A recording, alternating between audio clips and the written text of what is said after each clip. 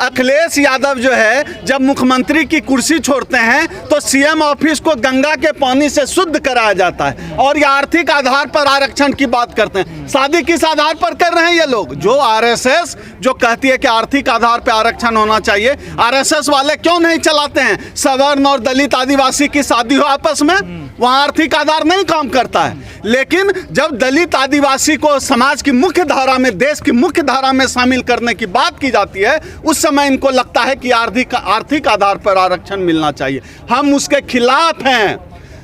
अगर इस देश में शोषण का आधार जाति है, अगर इस देश में लोगों के पिछड़ेपन का आधार जाति है, तो इस देश में आरक्षण भी जाति के आधार पर मिलनी चाहिए। शादी करेंगे जाति के आधार पे, घर मकान किराए पर लेंगे जाति के आधार पे, ऑफिस में दोस्ती करेंगे जाति के आधार पे, और आरक्षण खोजेंगे आर्थिक आधार पे। ये लोगों को गधा बनाना छोड़ देना चाहिए। हम लोग चाहे जम्मू कश्मीर का SC ST हो, चाहे पूरे देश का SC ST हो, इस खेल को आरएसएस और संघ के इस खेल को समझते हैं।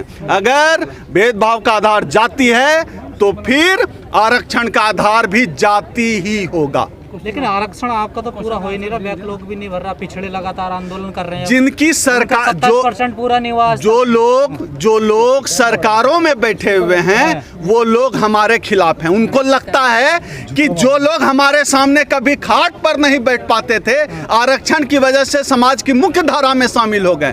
खाट पर न बैठने वाले लोग आरक्षण की वजह से सरकारी नौकरियों में आ गए और उनके सामने सोफे पर पैर चढ़ा कर बैठते हैं। ये उनको बर्दाश्त नहीं, उनको बर्दाश्त नहीं है कि जिनकी थाली में खाना नहीं होता था, आरक्षण की वजह से आज पूरी और हलवा खा रहे हैं। ये उनको बर्दाश्त नहीं हो रहा, इसलिए उस आरक्षण के खिलाफ है। लेकिन कहा जा रहा है बिगर फाइट क्या है कि जो ऑलरेडी आरक्षण जो तय किया गया है वो सही तरीके से नहीं मिल रहा है और जो नई जाति हैं उनको भी जोड़ा जा रहा है। इन दोनों में बड़ी लड़ाई क्या है, बड़ा इशू क्या है इसमें? देखिए क्या है कि एक साथ ऐसा नहीं है कि आप सिर्फ ऑफिस जा रहे हैं और घर में काम नहीं कर रहे हैं। आप ऑफिस भी जाते हैं, घर का काम भी करते हैं। यह जो बिगर लड़ाई है, इसको हम तराजू के किसी पलड़े में न तोलते हुए हमारा सीधा यह कहना है कि सभी लड़ाइयाँ समानांतर चलती रहेगी।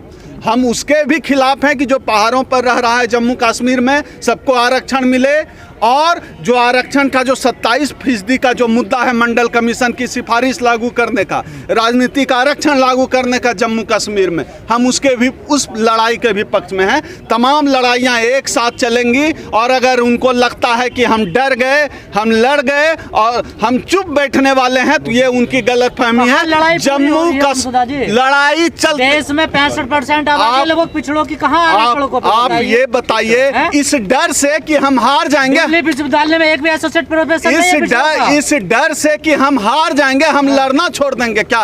बाबा साहब को, डॉक्टर अंबेडकर को तो पानी भी नहीं पीने दिया जाता था। उन्होंने इस दुनिया के सबसे बड़े लोकतंत्र का संविधान लिखा और अपने अधिकारों के लिए लड़ते रहे। हमें कहाँ, आपको तो मंदिर चाहिए ना, हमें कहाँ, जिनको मंदिर चाहिए वो मंदिर के लिए लड़े।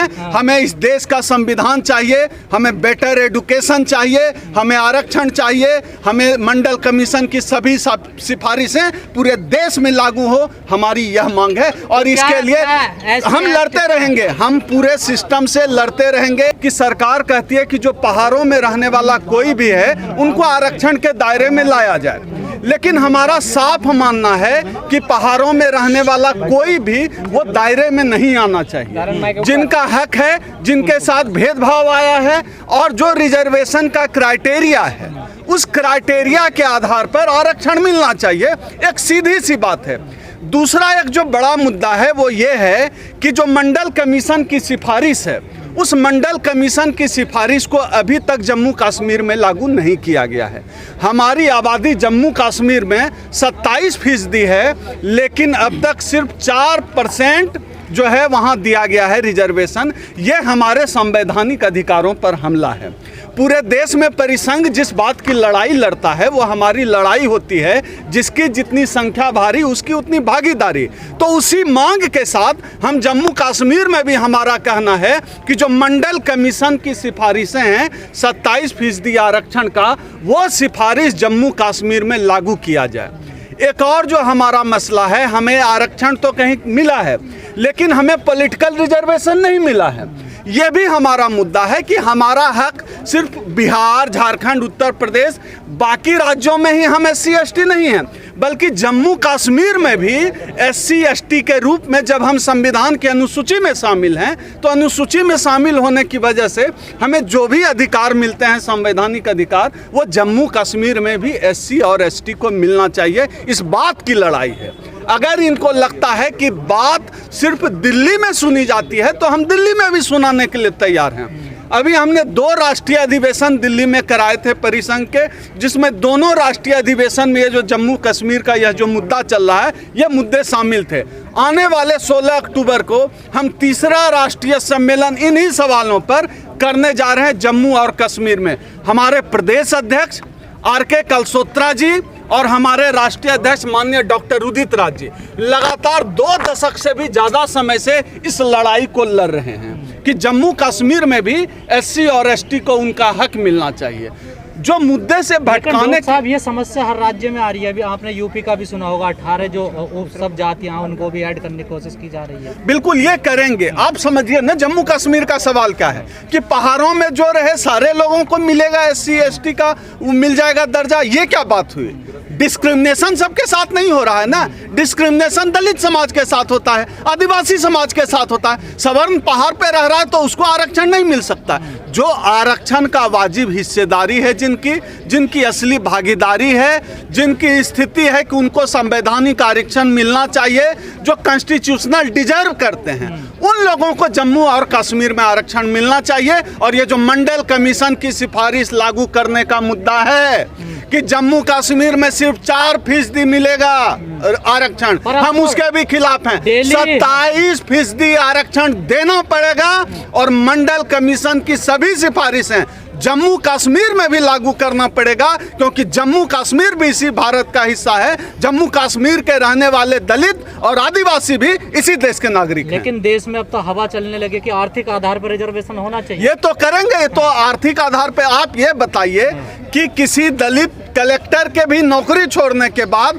उनके वहाँ कुर्सी को दुलाया जाता है। हमारा संगठन अखिल भारतीय परिसंघ लगातार 1997 से लेकर कई बार संसद का घेराव कर चुका है। हमारे जम्मू कश्मीर परिसंघ के प्रदेश अध्यक्ष RK कलसोत्रा जी के लीडरशिप में और हमारे राष्ट्रीय अध्यक्ष माननीय डॉक्टर उदित राज जी के नेतृत्व में इस मुद्दे पर लगातार हम लोग संघर्ष कर रहे हैं। आने वाले 16 तारीख को हम लोग जम्मू कश्मीर में एक बड़ा राष्ट्रीय अधिवेशन इन्हीं सवालों पर करने जा रहे हैं। जो जम्मू कश्मीर का जो ये SC ST का जो सवाल चल रहा है, गुर्जरों का सवाल चल रहा है, और 2-3 हमारे महत्वपूर्ण मुद्दे हैं।